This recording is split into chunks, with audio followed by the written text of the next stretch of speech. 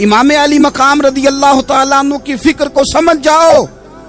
जब वो मुस्तफा करीम के कंधों पे थे फिर भी अल्हम्दुलिल्लाह, और जब उनका सर नेज़े की नोक पे था फिर भी अल्हम्दुलिल्लाह। किसी मकाम पर किसी जगह भी हुसैन इब्ने अली शिकवा करते नजर नहीं आते। याद रखना, मैदान करबला के अंदर हजरत सैयदना इमाम हुसैन रदी अल्लाह ताला अन्हु का जो हौसला था वो इतना मिसाली था, इतना मिसाली था, इतना मिसाली था।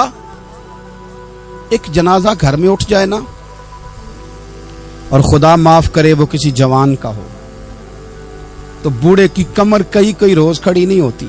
लेकिन करबला के उस शाहसवार की कहानी भी सुन ना मेरे भाई, जो अपने कंधे पे सुबह से लाशें उठा के ला रहे हैं। सुबह से इमाम अली मकाम लाशें उठा के लाते हैं। हजरत कासिम बिन हसन का लाशा उठा के ला के रखा। हजरत अली अकबर शहीद हो गए, आवाज दी अब्बा जी संभालना, तो लाश मुबारक उठा के रखी। जनाब अली असगर की लाश उठा के रखी। भाई बड़े प्यारे होते हैं, बड़े ही प्यारे होते हैं।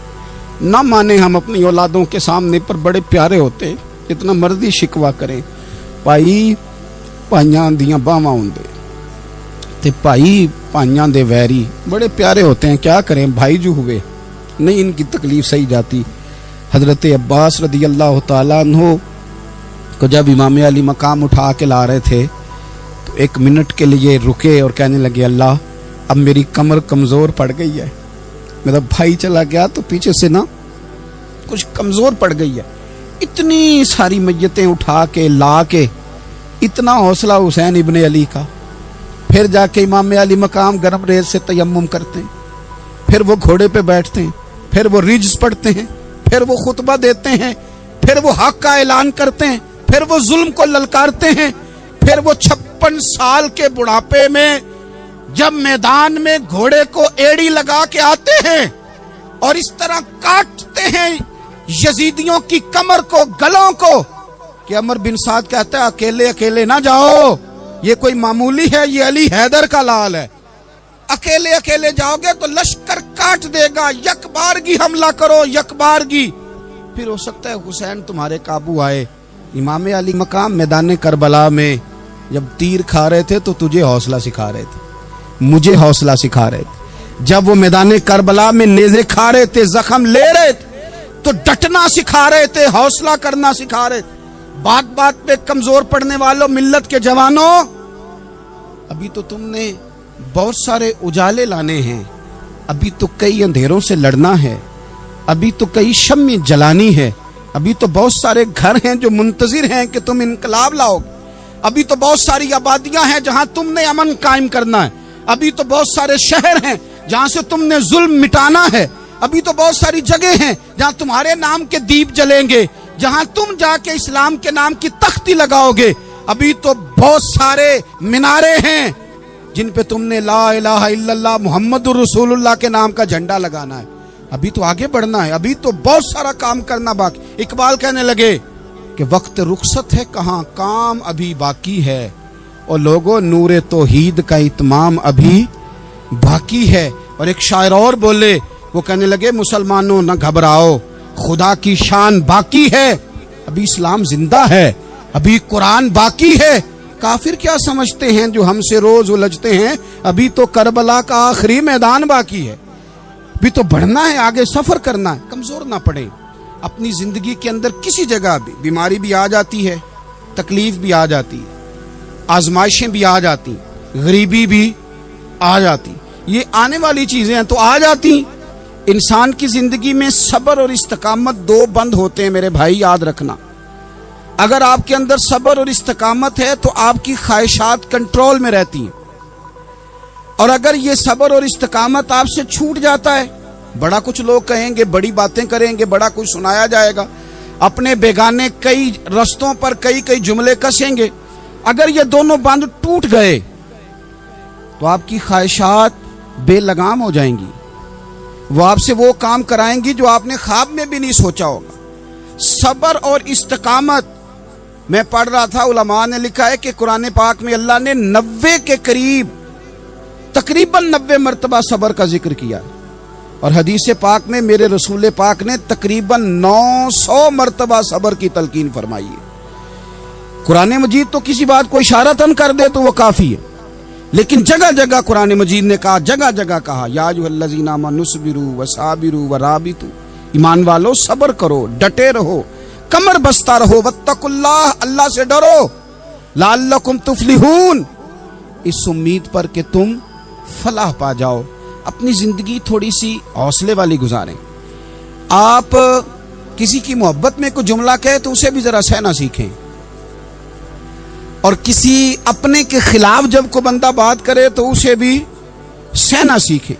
جس طرح تعریف آپ کو میٹھی لگتی ہے نا، اسی طرح جب تنقید بھی میٹھی لگنے لگے نا، جو نظریے کے لوگ ہوتے ہیں انہیں تنقید اور تعمیر سے فرق نہیں پڑتا، کیونکہ وہ ان کا اپنا ایک ویژن ہوتا ہے، ان کی اپنی ایک سوچ ہوتی ہے، وہ اپنے نظریے پر چل رہے ہوتے ہیں، انہیں زیادہ پریشانی نہیں ہوتی، انہیں دکھ بھی اتنی تکلیف نہیں دیتے، جتنا مزہ سکھ دیتے ہیں اتنا ہی مزہ دکھ دیتے ہیں، کیونکہ ان کا ایک ویژن ہے۔ قرآن مجید کا ایک دوسرا مقام ہے، سورہ لقمان ہے، حضرت لقمان اپنے بیٹے کو نصیحت کرتے ہیں تو کہتے ہیں یا بنیا، اے میرے بیٹے، اقیم الصلاۃ وامر بالمعروف، ایک تو نماز قائم رکھنا، اور دوسرا لوگوں کو نیکی کا حکم دینا، ونہا عن المنکر، اور لوگوں کو برائی سے منع کرنا، واصبر علی ما اصابک، اور اس رستے میں جو تجھے تکلیف آئی اس پر صبر کرنا۔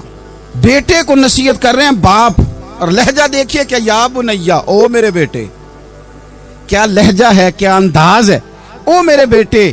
ایک تو یہ کرنا، نماز قائم رکھنا، بھلائی کا حکم دینا، برائی سے منع کرنا، اور اس پر جو تجھے مشکل آئے اس پر صبر کرنا۔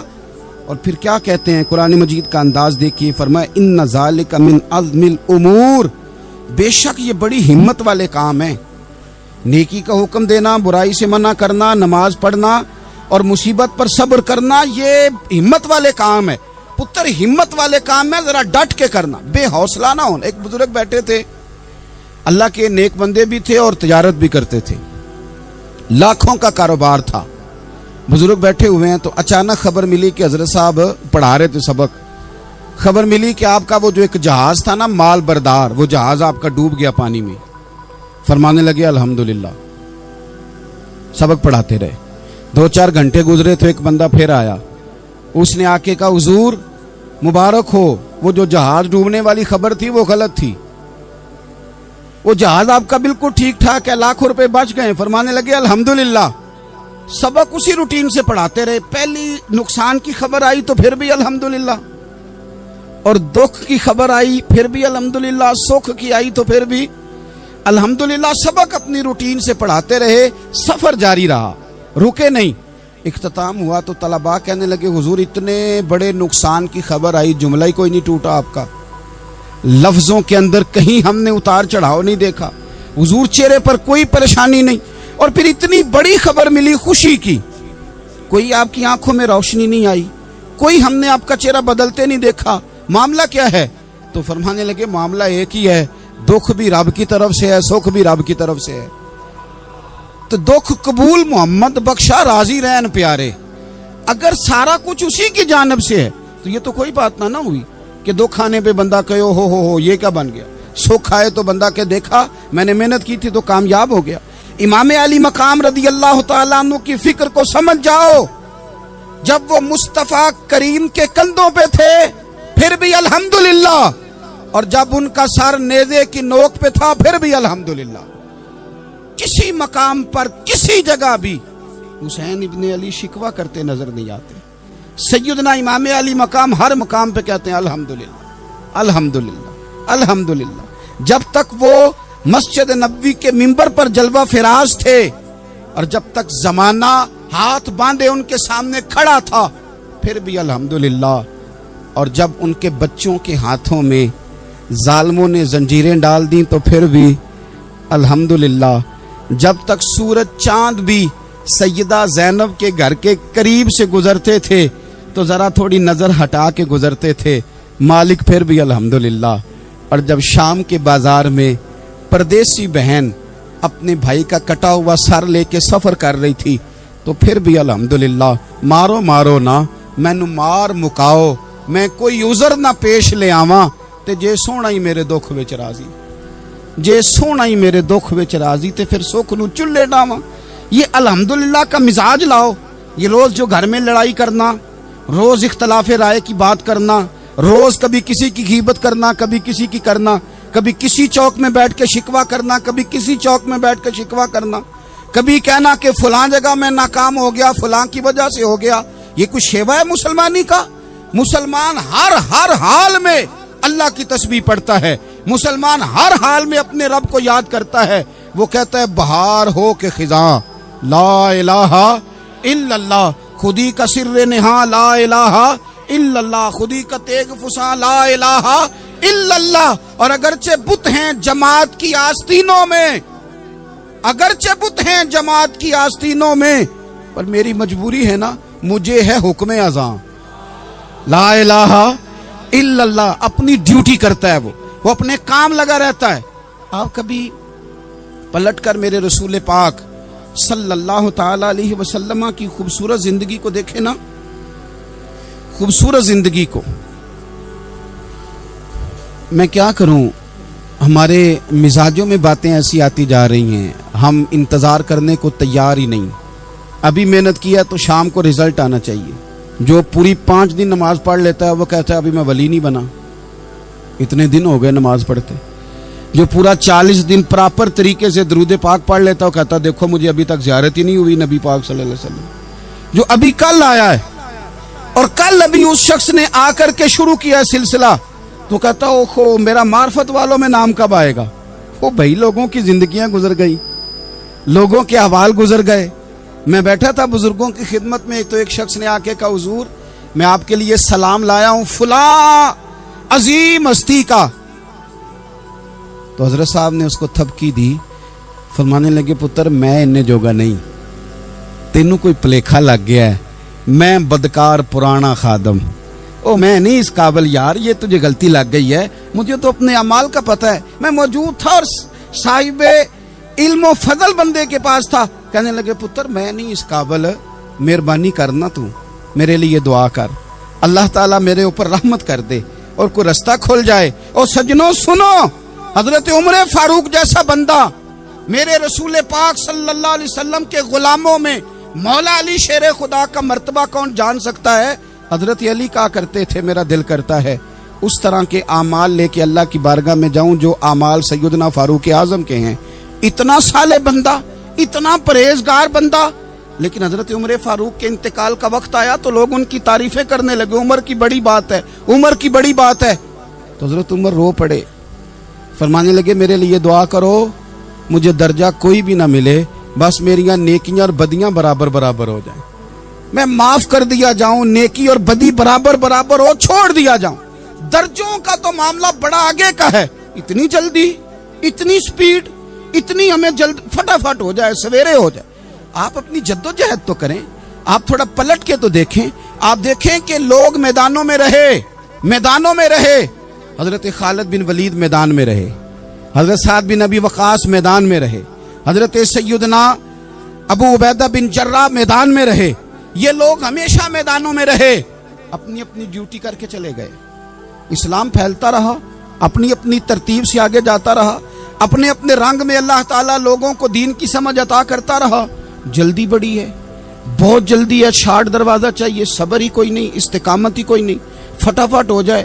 بہت سارے لوگ آ کے کہتے ہیں حضرت صاحب نماز تو پڑھنے لگا ہوں، روزہ تو رکھنے لگا ہوں، داڑھی بھی میں نے رکھ لی ہے اور آپ کے پاس بھی آتا ہوں، اب کوئی نگاہ کر دینا۔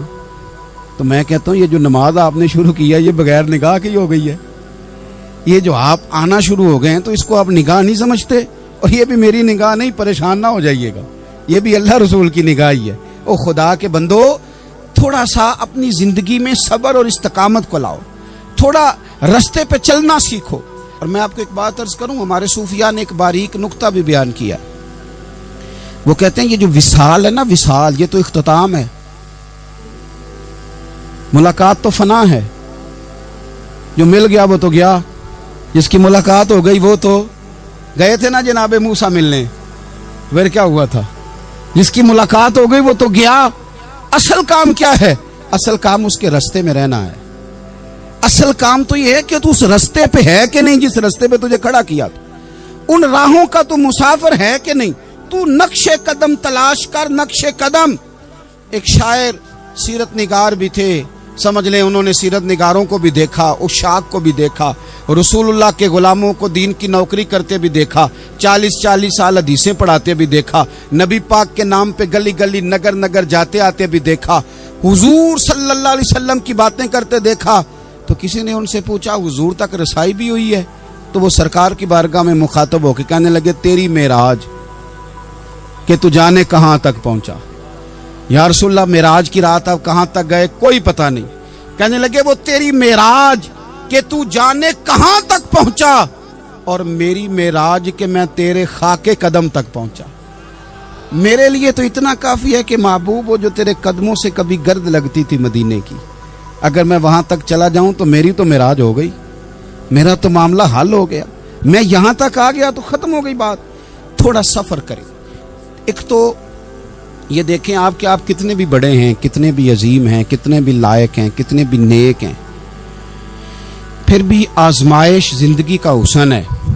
میں مسافر ہوں، کوئی زندگی کے 11-12 سال ہو گئے مجھے سڑکوں پہ وقت گزارتے، تو میں بہت سارے لوگوں سے میں نے بڑا کچھ سیکھا ہے، میری جو گاڑی چلانے والے لوگ ہیں ان سے بھی میں نے بڑا کچھ سیکھا ہے۔ ایک میرا دوست تھا تو میں نے اس سے کہا کہ میرا خیال ہے موٹر وے پہ آپ کو گاڑی چڑھا دی جائے تو آپ کے لیے آسان ہے۔ تو کہنے لگا پیر صاحب ہے موٹر وے اوکھی جے چلانی۔ میں نے کہا وہ کس طرح؟ وہ کہنے لگے کہ موٹر وے پہ نا گاڑی چونکہ نہ کوئی سپیڈ بریکر ہے، نہ موٹر وے پہ کوئی چنگچی والا آگے آتا ہے، نہ زیادہ رش ہوتا ہے، تو سیدھی سیدھی چلاتے رہتے ہیں تو نیند آنے لگ جاتی ہے۔ اگر بار بار آئے نا سپیڈ بریکر اور بار بار بریک لگے تو آنکھ ذرا کھلی رہتی ہے۔ تو مجھے مسئلہ سمجھ میں آ گیا۔ میں نے کہا اس کا مطلب یہ ہے، اس کا معنی یہ ہے کہ جن کی زندگی بالکل سکھوں میں گزرتی رہتی ہے نا، آرام پسند ہو جاتے ہیں۔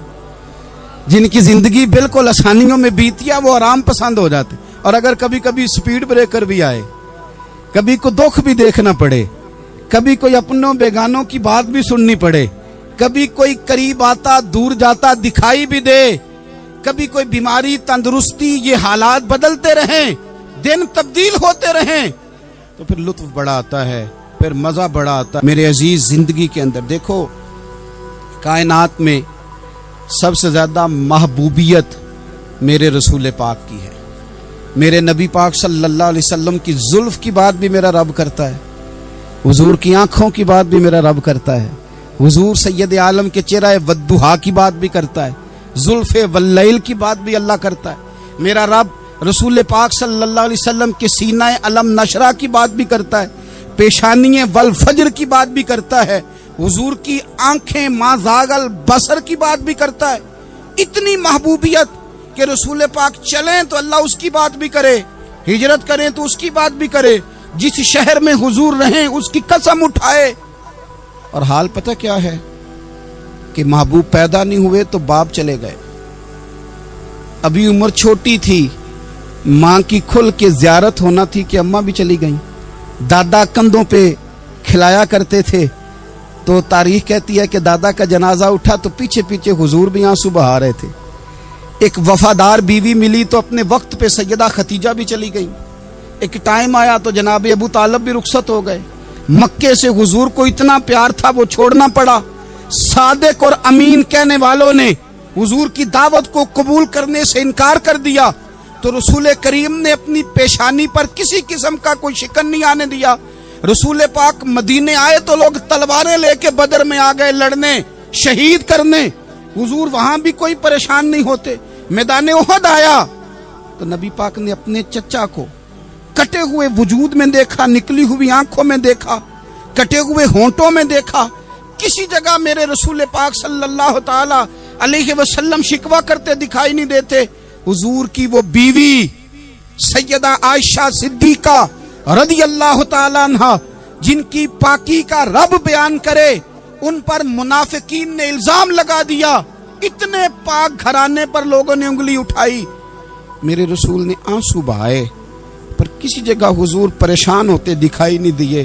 ہم ڈھونڈنے لگے، تلاش کرنے لگے، جب دروازہ رسول پہ گئے تو حضور خود بولے, میرے رسول فرمانے لگے, میرے غلاموں یاد رکھنا یہ صبر میری چادر ہے, یہ صبر میری چادر ہے, یہ حوصلہ میری چادر ہے. سید عائشہ صدیقہ رضی اللہ تعالیٰ عنہ فرمایا کرتی تھی, لوگوں مجھے اللہ کی عزت کی قسم میں نے حضور سے بڑھ کر کسی کو صبر کرنے والا نہیں دیکھا, کسی کو حوصلہ کرنے والا حضور سے بڑھ کے نہیں دیکھا. امت کو کیا ہو گیا؟ یہ چوراہوں پہ لڑ رہی ہے, چوکوں پہ لڑ رہی ہے, گھر ہیں کہ فساد کے آئینہ دار بنے ہوئے, لوگ آ کے رو پڑتے ہیں کہ جناب بھائیوں کا سلوک نہیں, کوئی دعا کر دیں, رو پڑتے ہیں جناب ابا کے ساتھ بھی لڑائی ہو جاتی ہے, کوئی تعویذ دے دیں. ذرا حوصلہ نہیں, صبر نہیں. کسی جگہ ٹھہرنا تو سیکھو میرے عزیز, کسی جگہ او یارو آؤ نا. میدان کربلا کے 2 سبق, استقامت اور صبر.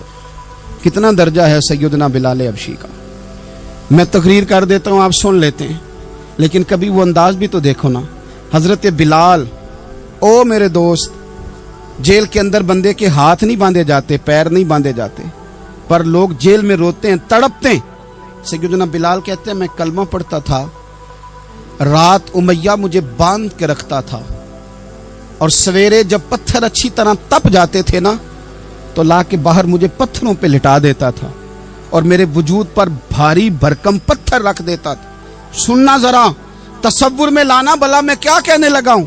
حضرت حسان بن ثابت رضی اللہ تعالیٰ عنہ فرماتے ہیں, میں مکہ مکرمہ آیا حج یا عمرے کے لیے, تو میں نے مسجد نبوی کے جو آج مؤذن بلال ہیں, میں نے ان کا یہ رنگ دیکھا کہ مکے کے بچوں نے ان کے گلے میں رسی باندھ کے نا تو ہاتھوں میں پکڑی ہوئی ہے, اور مکے کے بازاروں میں نا ان کو کھینچتے ہیں, لے جاتے ہیں. میں نے ایک شخص سے پوچھا یہ کیا ماجرا ہے, کیا معمہ ہے؟ تو بتانے والوں نے بتایا کہ یہ کالے رنگ کا حبشی غلام مار سارا دن کھاتا ہے, اس کے ساتھ لوگ وہ سلوک کرتے ہیں جو اذیت ناک اور خوفناک ہے. سارا دن مار کھاتا ہے پر اپنی زبان پہ خدا کا نام لیتا رہتا ہے, محمد مصطفیٰ کا نام لیتا رہتا ہے. او تینوں لب دیاں آپ گواچے, سانو اپنی خبر نہ کوئی, آ ویکھنا ساتھوں پارے نی ککھ گلیاں, ہن تے آکھ دے لوگ شدائی, اسی ننگ نموس دا ساڑ کے چولا, گل پہنے ہے تاج گدائی, اوے سجنا اپنا آپ گوایا ہے تاں یار نے چاتی پائی. بھائی اس طرح کا لوگوں نے بھی انداز دیکھا, لیکن ہمارا یہ حال ہے کہ کسی جگہ بھی ٹھہراؤ نہیں, کسی جگہ بھی ٹھہراؤ نہیں, کسی جگہ بھی صبر نہیں, کسی کام پر بھی استقامت نہیں. ہماری دوستیاں روز ٹوٹتی ہیں, تعلقات روز کمزور پڑتے ہیں, ہم بڑے جوش کے ساتھ آگے بڑھتے ہیں اور بڑے بڑے اعلانیہ وعدے کرتے ہیں. کون سی چیز ہے جو ہمیں کمزور کر دیتی ہے؟ سوائے اس کے کہ ہمارا نفس کمزور ہے, سوائے اس کے کہ ہمارا نظریہ کمزور ہے, سوائے اس کے کہ ہمارے اندر وہ طاقت نہیں جو ہمیں استقامت پہ لا کے کھڑا کرے, جو ہمارے اندر حوصلہ پیدا کرے. اپنی زندگی میں صرف 2 4 5 چیزوں کو لاگو کر لیں. ایک تو مخلص زندگی گزاریں, ریاکار زندگی نہ گزاریں. جو لوگ ریاکار ہوتے ہیں وہ بزدل ہوتے ہیں, جو ریاکار ہوتے ہیں وہ دکاندار ہوتے ہیں, جو ریاکار ہوتے ہیں وہ اداکار ہوتے ہیں, جو ریاکار ہوتے ہیں ان کے پاس ایک کریکٹر رہ جاتا ہے, اندر ان کے کچھ بھی نہیں ہوتا, خالی ہو جاتا ہے سارا. زندگی میں مخلص بنیں گے تو دلیر ہو جائیں گے. اخلاص کے ساتھ آپ زندگی میں سفر کریں, آپ مخلص ہو جائیں.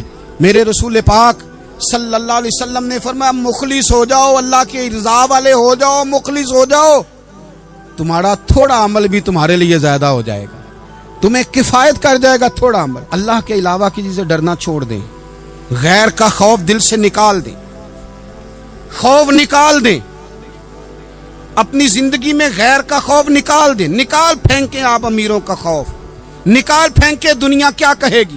یاد رکھنا عزتیں بھی رب دیتا ہے, ذلتیں بھی اس کی مشیت کا تقاضا ہوتی ہیں, رزق کا مالک بھی اللہ ہے. حضرت مولا علی سے کسی نے کہا کہ آپ اپنے ساتھ حارس کیوں نہیں رکھتے, گن مین کیوں نہیں رکھتے, باڈی گارڈ کیوں نہیں رکھتے؟ تو حضرت علی فرمانے لگے موت سب سے بڑی محافظ ہے, وقت سے پہلے آتی نہیں, آ سکتی نہیں. آپ غیر کا خوف نکال باہر پھینکیں. ایک جملہ میدان کربلا میں امام حسین نے کہا تھا, ایک جملہ, اور وہ جملہ اتنا طاقتور ہے کہ اگر سونے کے پانی سے لکھا جائے, ہیروں سے تولا جائے تو یہ ساری چیزیں کمزور پڑ جائیں. امام علی مقام میدان کربلا میں جب گھوڑے پہ سوار ہوئے, अल्लाह अकबर कह के मैदान में आए और आपने यजीदियों से कहा कि तुम जालिम हो, जाबिर हो, फासिक हो, इताअत तुम्हारी नहीं कबूल की जाएगी, अब बताओ लड़ना है कि क्या करना है। जब वो लड़ने के लिए मैदान में आए तो इमाम ने एक जुमला कहा, फरमाने लगे लोगों गवाह रहना, आज मैंने इज्जतें खरीद ली हैं और जिल्लतें दूर कर दी हैं। इज्जत है हमारे पास, इज्जत, जिल्लत दूर हो गई। अगर इसके जुल्म से छुप के बैठ जाते, अगर इन तलवारों के सामने कमजोर पड़ जाते, अगर इस बड़े लश्कर को पीठ दिखा देते, तो ये इज्जत वाला मामला लोगों हमने इज्जतों का सौदा किया, हमने जिल्लतें भगा दी, हमने वही सौदा किया जो हमारे अजदाद का तरीका था, जो हमारे असलाफ का तरीका था, जो तरीका हमने अलीउल मुर्तजा से सीखा था और नबी मुस्तफ़ा से सीखा था, वो तरीका हमने कर दिखाया। अल्लाह के गैर का खौफ निकाल फेंके जिंदगी। और तीसरी बात, हदफ मुकर्रर करें। हदफ मुकर्रर करें। आप क्या हैं? आप दीन के दाई हैं, आप दीन के मुबल्लिग हैं, आप दीन को माली सपोर्ट करने वाले हैं, आप अखलाकी सपोर्ट करने वाले हैं, आप एक ताजर हैं, आप किस तरह करके मैदान में हैं, आप एक वेलफेयर शख्सियत हैं, लोगों का भला करने वाले, आप क्या हैं? अपनी जिंदगी में अपने अहदाफ मुकर्रर करें। बेमाना बेमकसद जिंदगी ना। हमने हदफ बड़ा छोटा मुकर्रर किया। एक बंदे का हदफ है कि मैंने करोड़पति बनना है, बन गया वो करोड़पति, अब क्या करे? अब वो टेंशन में है, क्या करूं? हदफ छोटा था ना, वो पूरा हो गया। एक बंदे का हदफ था मैंने बड़ी दुकान खरीदनी है, खरीद ली, अब क्या करे? अब टेंशन में है, आगे किधर जाए? एक बंदे का हदफ था मैंने वजीर बनना, बन गया। ये छोटा हदफ है, ये हदफ कभी भी आप कबूल ना करें। एक हदफ वो था जो यजीद ने इख्तियार किया कि मुझे हुकूमत पे बैठना है। एक हदफ वो था जो उबैदुल्ला इब्ने ज़ियाद का था कि मुझे गवर्नर बनना है। एक हदफ वो था जो अमर बिन साद का था कि मुझे रे की हुकूमत लेनी है। ये इन लोगों के हदफ थे। और एक हदफ हुसैन इब्ने अली का था, इमाम अली मकाम का था कि मुझे जबर के सामने डटना है, जुल्म के सामने डटना है। इमाम अली मकाम का खून तो बह गया, करबला की जमीन तो रंगीन हो गई, ना उबैदुल्ला इब्ने ज़ियाद की गवर्नरी बची, न शिमर को हुकूमत मिली, न यजीद कुछ कमा सका, न ज़ियाद का वो जुल्म रहा, न यजीद की वो जफा रही। जो रहा तो नाम हुसैन का, जो रहा तो नाम हुसैन का, जिसे जिंदा रखती है करबला। जो रहा तो नाम हुसैन का। छोटे अहदाफ ना मुकर्रर करो। ये क्या बात हुई? एक काउंसलरी पे सारा कुछ हार देना, एक बच्चे के मेडिकल कॉलेज के दाखिले पे सारा कुछ हार देना, एक हल्की चीज सिफारिश पे सारा कुछ हार जाना, एक बड़े आदमी के नाम फोटो आ गई और तू सारा कुछ हार के बैठ गया। ना, अपनी कीमत थोड़ी ना लगा, जगह जगह ना बिका कर, जगह जगह ना बिका कर, जगह जगह ना अपने आप को सेल किया कर। हमारे सौदे हो गए, हमें हुजूर ने खरीद लिया, मदीने की गली में सौदा हो गया। सौदा किस नाम पे हुआ? किस नाम पे हुआ? हमने सिर्फ इतना कहा कि या रसूलल्लाह मैदान माशर कह देना कि वो देखो हमारा गुलाम आ रहा। बस इतनी सी बात पे सौदा हुआ, बिक गए, तय कर लिया, इसको मिराज समझा। भाई कमजोर कैसे पड़ गए हम? किस मकाम पे कमजोर पड़ गए? कहां जाके हमारे अंदर कमजोरी आई? इस्तिकामत, सब्र, हौसला, डटना, मजबूत होना। हम ना सोशल मीडिया देख के राय कायम करते हैं। आजकल ये हो रहा है तो लिहाजा अब भी ये कर दें, कल वो हो रहा है तो लिहाजा अब भी वो कर दें। हमारा नजरिया किताब व सुन्नत है। हमारा नजरिया वो ट्रेंड नहीं जो आजकल फलानी जगह पे चल रहा है। हमारा नजरिया हमारे बुजुर्गों के 1400 साल नजरियात हैं। आप 4, 5, 6 खबरें देख के नजरिया ना बनाया करें। नजरिया अल्लाह की किताब देख के बनाएं, रसूलुल्लाह का फरमान देख के बनाएं। 5, 7, 10, 20 एंकर जहां आपको लेके जाएं वो वाला ज़हन ना बनाएं। ज़हन वो बनाएं जो ज़हन हमें सैयदना इमाम हुसैन ने अता फरमाया है। अपनी जिंदगी में एक तो इखलास लाएं, अल्लाह के गैर का खौफ निकालें, हदफ मुकर्रर करें और मिजाज जद्दोजहद वाला बनाएं, जद्दोजहद वाला। मेरे हजरत साहब, मेरे ताजु शरिया, मेरे शेख, मेरे मुरब्बी, मेरे मोहसन, सरमाया हयात, मेरी आंखों में भी वो जलवा है کہ میں نے ان کو دیکھا ہے، انہوں نے اپنی زندگی ایک کونے سے شروع کی، پوری دنیا کا انہوں نے سفر کیا۔ انہیں پتا تھا کہ بریلی شریف میں لاکھوں لوگ آتے ہیں، یہاں عرس ہوتے ہیں، لیکن ان کی ایک وصیت ہے، وہ بہت ساری جگہ آڈیو ریکارڈنگ بھی اس کی موجود ہے۔ حضرت نے فرمایا تھا میں زندگی میں رسول اللہ کے دین کے لیے نکلا ہوا ہوں، میں جگہ جگہ سفر کرتا رہتا ہوں، میری وصیت ہے اس رستے میں اگر کہیں میرا آخری وقت آئے تو مجھے بریلی شریف نہ لے کے جانا، اسی راہ میں مجھے دفن کر دینا، اسی راہ میں اسی جگہ دفن کر دینا، میں چاہتا ہوں اسی راہ پہ دفن ہو جاؤں، اسی جگہ۔ عدم سے لائی ہے ہستی میں آرزو رسول، دیکھو ہمیں کہاں کہاں لیے پھرتی ہے جستجو رسول، کہاں کہاں لیے پھرتی ہے جستجو رسول، اور میں اپنی حیاتی تو قربان تھی وہاں، دیکھو محمد پکیندے گزر گئی، احد نال احمد صدیندے گزر گئی۔ کہا کہ اسی رستے میں نا، اسی رستے میں، یعنی رستہ ہو اور جب آخری وقت کا اعلان ہو تو لوگ کہیں کہ وہ تو حضور کے دین کی بات بتانے گیا تھا، اور کوئی کہے وہ تو ابھی رسول اللہ کا دین سنا کے گیا تھا، اور کوئی کہے کہ اس نے تو کل بھی وعدہ کیا تھا کہ وہ آئے گا اور حضور کی بات سنائے گا۔ عدم سے لائی ہے نا ہستی میں ہمیں آرزو رسول، لوگوں دیکھو نا ہمیں کہاں کہاں لیے پھرتی ہے جستجو رسول۔ پھر جب ہی نظارہ ہو میدان حشر میں بے دم کہ سب ہوں پیش خدا، اور میں روبرو رسول۔ اپنی زندگی میں اہداف مقرر کریں لوگوں، ہم نے اپنے بچوں کو، اولادوں کو، قبیلوں کو، بستیوں کو، برادریوں کو بڑا کچھ دیا ہے، آؤ نہ آج ہم اللہ کے حضور کچھ ارادے کریں کہ ہم اپنے دین کو بھی کچھ دیں گے، ہم اپنے مذہب کے لیے بھی کچھ کریں گے۔ آپ یقین کریں کالج مضبوط ہو گئے، مدارس کمزور ہو گئے، آپ یقین کریں کھیل کے اڈے آباد ہو گئے، خدارا اپنے دین کے لیے بھی سوچنا سیکھیں، اپنی اسلامی اقدار کے لیے بھی سوچنا سیکھیں، دین کی سربلندی کے لیے بھی سوچنا سیکھیں۔ میری زندگی کا مقصد تیرے دین کی سرفرازی، میں اسی لیے مسلمان، میں اسی لیے نمازی۔ حضرت عمر فاروق رضی اللہ تعالیٰ عنہ نا ہاتھ کے اندر تلوار لے کے دین کی پہرے داری کو نکلتے تھے، امام حسین نے تلوار لی، میدان میں دین کی پہرے داری کو نکلے۔